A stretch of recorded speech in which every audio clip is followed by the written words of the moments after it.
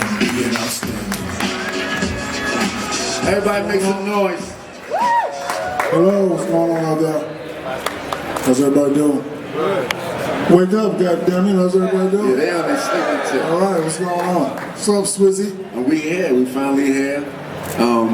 Everybody welcome Shaq back to Reebok. We doing this real major in 2013. If y'all can look at these screens right here, I want to ask you, what made you get into the music industry? What made you actually cross over to the other side, sonically and musically? Well, Puffy made an interesting point during Also Damn. It was a point that I was trying to make in 1992. It's actually a point that everybody knows. All athletes want to be rappers. All rappers want to be athletes. Right. You know, for me, on the way to the court, I'm listening to LL Cool J, Big Daddy Kane. I got on a rope chain.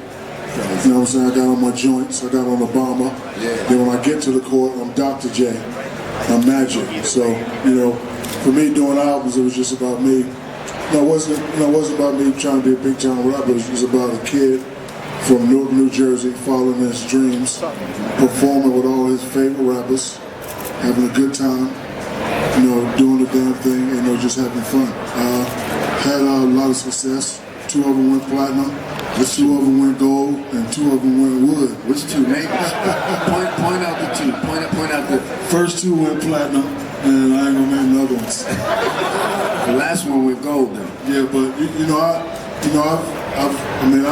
I've had some of the greatest people in the world in the studio. I've worked with you, of course. I work with Jay-Z, I work with Nas, I work with Biggie. Thanks. I mean, I work with Peter Guns, Lord Tariq, I work with Snoop, I work with Dr. Dre, so, you know, not bad for a juvenile delinquent. Yeah. That's a pretty good basketball player. So, can you let people know your experience of working with Biggie? That's a very interesting thing. It was a great experience. I called him, and you know, I said, Biggie, this is Shaq, and you know, he was excited to talk to me, and I was very excited to talk. He's like, yo, I'm a fan of yours, and I was like, well, I'm working on the album. He's like, yeah, man, I heard you spit, you all right? And I was like, well, you want to be on the album? And he was like, sure. And I was like, well, how much are you going to charge me? And he didn't charge me anything. Wow. So I flew him and C's down, and you know, we stayed a weekend at the crib, and you know, we had fun on the Sea-Doos, and we had a conversation about life and about money and about things, and we just had a great time. And you know, I actually was in the studio when he did it, and you know, I laid my verse first, and he was like, okay, that's cool. And you know, I was in that like an hour, and like, you know, I was like pressure because I had Biggie behind me, so like, I'm trying to write it, and I'm looking at him like, okay, he gonna like this. So you know, it took me like an hour and a half to get it done, and he was like, okay. So he just went in one take. One take took about 3 minutes. And actually, the version that he spit was nicer than the other one, but it was kind of vulgar, so he had to go back. And he actually did that one in one take too. But you know, it was nice. Man, that's a blessing. A lot of people don't know that me and Shaq's friendship go back 13, 14 years, and it all started from music. And I remember when Shaq used to send whips to my house. Can you let him know, like, one of the whips you sent to the house, hydraulics? Well, Swizz is a great businessman, so like I needed some of them hot joints, but Swizz was really busy, so I had to make him an offer he couldn't refuse. So I sent him like one of them 6'4" Polish from Cali, with the gold Dayton's on that thing. Crazy. So, you know, it was all good. I mean, I was, you know, I'm very much into the music. We got a special guy out there. He did something for you know, my son's birthday, and you know, as a dad, you know that was like really, really big for me. And my son said, I asked him, I said, yo, what you want for your birthday? It wasn't nothing big. He's like, hey, I need you to get this guy. And I was like, you know, I know a few people, so I made a few calls, and he blessed me, and you know, made me feel like the best dad in the world. So you know, I've been in the business in a while, and you know, it's just about the best. Working with the best, and you know, you've been the best for a long time. And you came out the Rough Rider camp, shot the Rough Rider. Yeah, you got in the building. Got the General D in the building, the founder of Rough Riders here with us today, showing love. But let's look at this picture right here. This was your first ad with Reebok. And do you have any thing that you specifically remember from this photo shoot right here? There's a lot of things going on right now. I remember from this photo shoot, Reebok was, at this time, I think in 1991 they beat out Nike as the #1 company, but they weren't getting a lot of respect in the basketball area. So I went to meet with Nike and all that, and they weren't feeling me. So when I came back to Reebok, they wanted to give me my own joint. So it's like, listen, I ain't gonna let you down, I got you. You know, for me, having my own shoe was always my dream. So I said, I ain't gonna let you down. So, we went on this big, huge marketing campaign that I directed and made up and shot all commercials, and it was a huge success. And this shoe, was the first shoe that we came out with, the Shaq Attaq. Actually, this one. Yeah, this one right here. Yeah, not this. Yeah, this. Actually, that this is the first shoe we came out with, the Orlando Magic blue and black. This was when the Reebok pump was big. Absolutely. And we sold a lot of shoes, and it was hot. And I want to give out to the shout out to the kids for bringing this back. Because without the kids saying, we want the retros back, we wouldn't be here today. Because I was kind of shocked when I was at the crib and I got a call from you and you said, yo, I want to bring them Shaq Attaqs back. And I was like, what you talking about? I said, yo, the Reebok Shaq Attaqs. So shout out to the kids that's bringing the retros back. You guys actually know what you're talking about.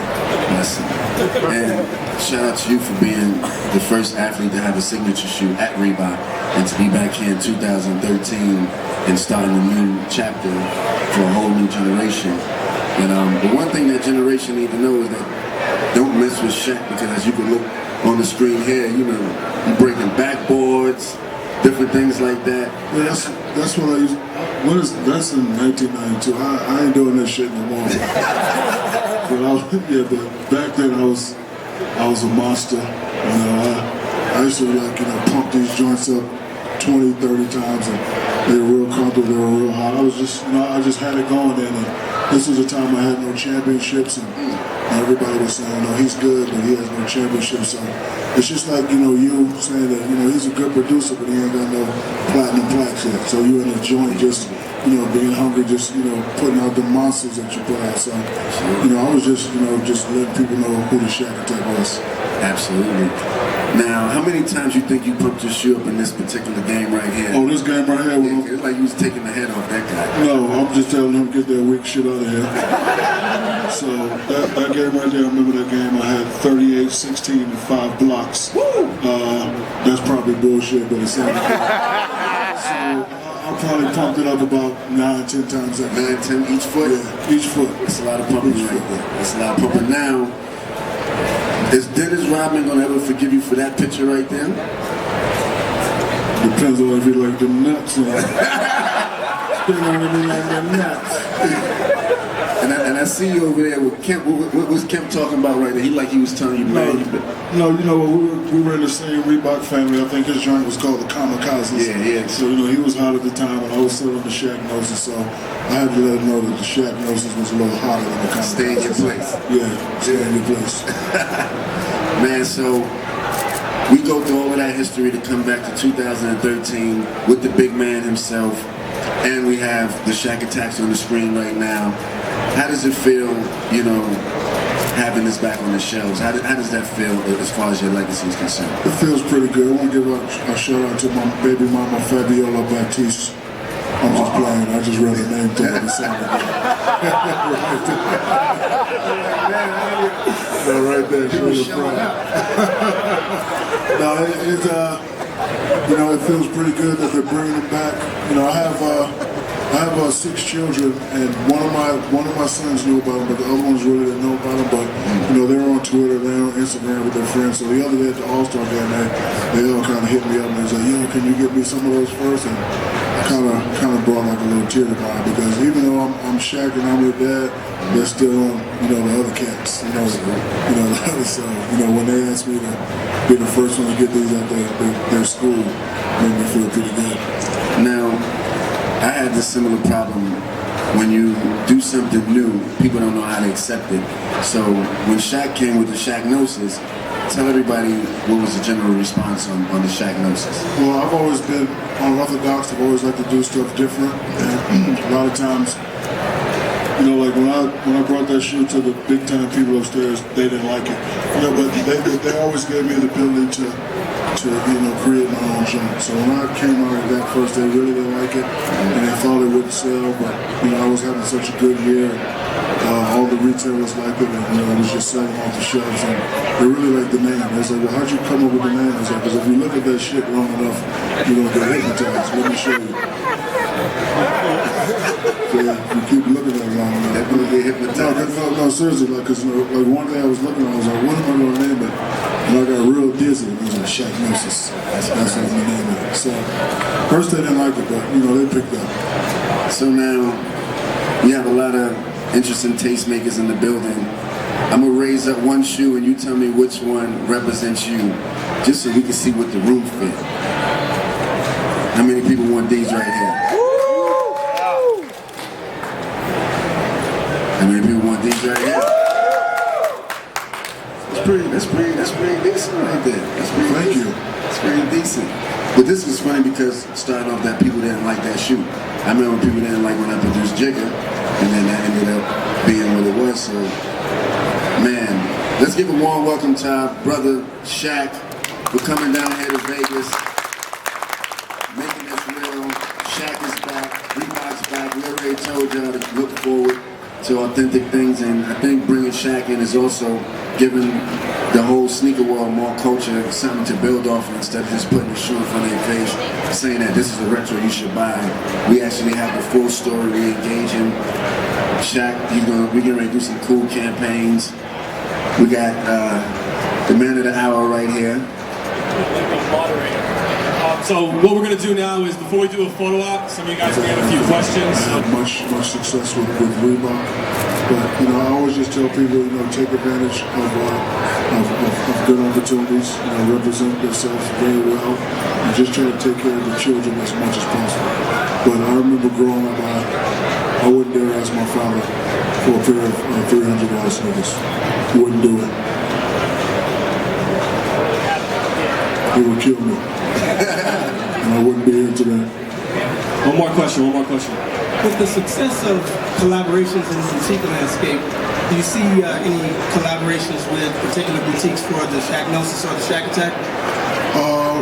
We're going to have further meetings, Swizzy and I, but Swizzy called me and I think we're going to do a limited edition of 70, 80,000. 80,000?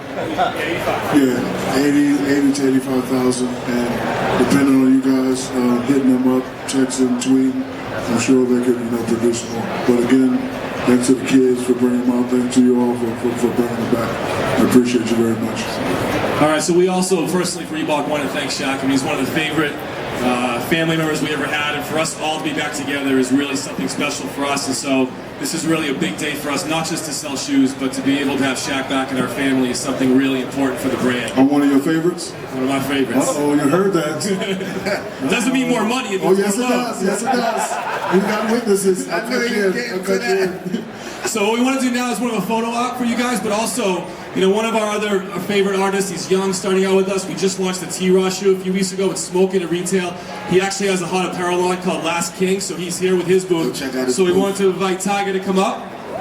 Make some noise for Tiger. Make some noise for Tiger. Yeah.